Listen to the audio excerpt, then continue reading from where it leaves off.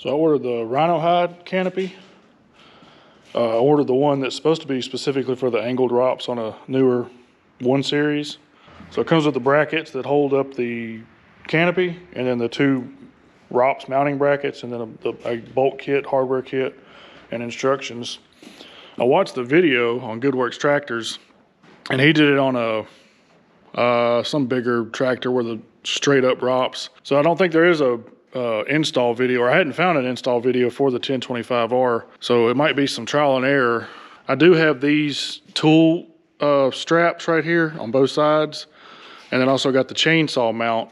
I'm probably gonna have to remove some of that or all of that, I'm not sure yet. Once I put it up there, I'll have to see exactly how high it sits. It shouldn't affect my light, because I'm thinking the canopy will be underneath that. And I've pretty much got this one facing forward anyway, so it's not really pointing down, so the canopy shouldn't affect it much. So I'm gonna get started on it. I'm just gonna start putting the brackets up here and then see kind of where they sit, and kind of get an idea of how exactly I'm gonna do it.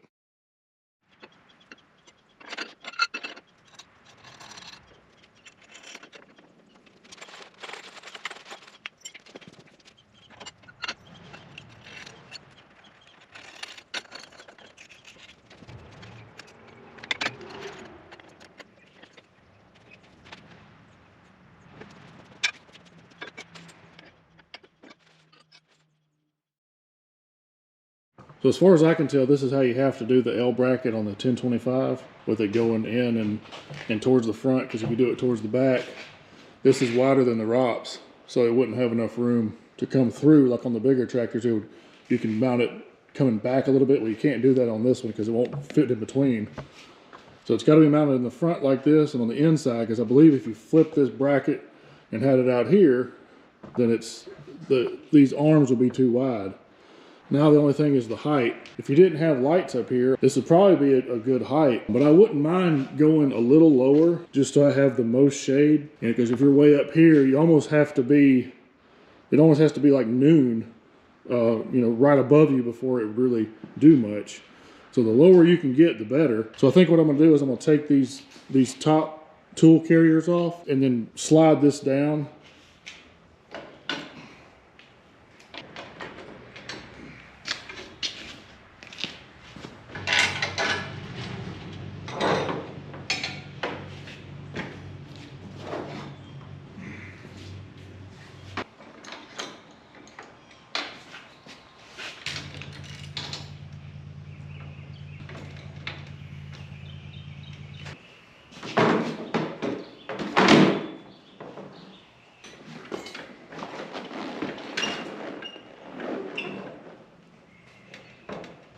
Alright, so I think I like this height.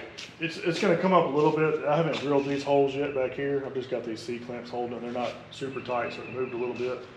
So this will be either level, or I might leave it angled down just a little bit, probably not this much. So between here and this little weld joint right here, it's about 3 inches. So I've got about 3 inches there, and that leaves enough room for my light up here to work. But it's still pretty easy to get on. Like I said, I'm 6 foot.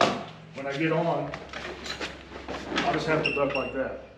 Still got plenty of headroom, and that way, when this is mounted and centered, right here is about even with the back of my head, and then out here, it's pretty good coverage.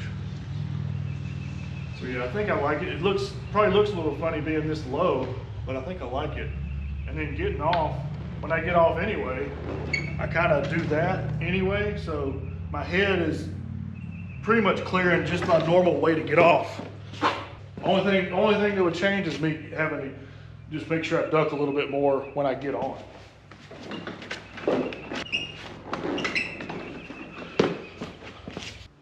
But it's kind of funny the way this, I almost wish, these are made for the angled ROPS, which I guess this part's different, I don't know. But there is another hole right here. I wish they had just made this hole line up with that hole, but it doesn't. And also this hole's smaller. So that way I could just put 2 bolts in instead of having to do the drilling, because when you mount this to the ROPS, they already made this bend right to be level. So I don't understand why they didn't, if you're ordering the kit for the angled ROPS, for specifically the 1 series, why didn't they just make this whole line up with the hole in the L bracket and you just put a bolt through it? That way this would always be level. So I guess you're supposed to be able to fine tune it, is why they don't do it that way, but when you order this kit for the 1 series, there's no need to fine tune it. So I wish they would just went ahead and put a hole in. I just put 2 bolts in there and be done. You still have to drill up here. I gotta look at the instructions a little better, but I'm assuming you'll put a bolt through the top and put a nut right here. It's kind of weird they don't pre-drill those, but I understand this is universal. So you may have to slide this forward or back or something to get it to clear. So that makes sense that they didn't pre-drill the top. But anyway, for this kit, I don't understand why they didn't drill it, because I'm pretty sure this is what's different on the angled ROPS kit. So if they made that different, they could have made this end different and just make it match that bracket. Enough bitching. All right, so what I'm gonna do here is if it'll stay, right there is level. I want it to tilt down a little bit in the front. So I'm gonna go until that bubble just hits this second line on the right. And I'm gonna try to do that on both sides, get it the same.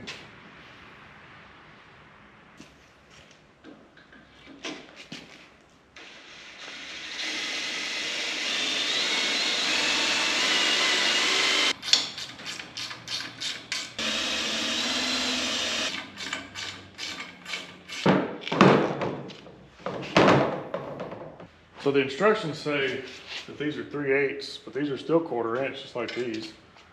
So I'm assuming it goes like this. I'll look at the instructions to make sure, but I'm pretty sure it goes like this, so that the big washer is on top of the plastic, and then this smaller washer will go against the metal on the bottom of the bracket. So before I drill these holes up here, I'm gonna put some weight up there, because it just moves around so easy. But pretty much what you gotta do, I think would make it easier, just slide it forward until it hits this little ridge right here on both sides, and then just make sure side to side is the same. Because if you slide it back to where it's hit the ROPS, for one, it's probably gonna be hard to get it off and back on when you take it off, when you trailer in the tractor or whatever, because it's gonna be rubbing right there. But also, if you slide it back that far, this hole doesn't line up with this little ridge in the front.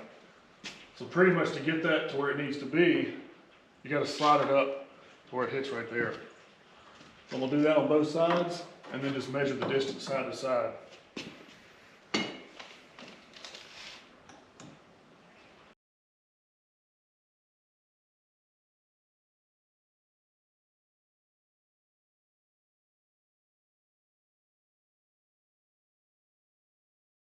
All right, well that's it. Try to get this in quick because the damn GoPro keeps overheating. But you can get on and off easy, just barely have to duck. So not a problem there, and you got plenty of headroom when you're in the seat. There's still enough room, like if you got forks or something, you want to kind of get up and see the forks. And I've got my seat switch bypass, so it doesn't cut off every time I get out of the seat. I did my first pay-in tilling job the other day, and that's why I ordered this, is it took almost 2 hours, and I'm just sitting out in the sun. I had a hat on, but it's still, I got sunburned pretty good. But this will be a lot nicer. So you're not supposed to leave it on when you trailer it. It even says it right here. But I always trailer my tractor backwards. The main reason is because I've seen people's hood latches break on the 1025s. So I always do it backwards, so all the wind is going this way. And so I bet I could probably leave the canopy on the trailer even, since all the support is right here. So I might try that. I might regret it, but we'll see. But I think it should be okay going backwards. But anyway, that's it. Seems to be pretty nice and sturdy. We'll see how it holds up.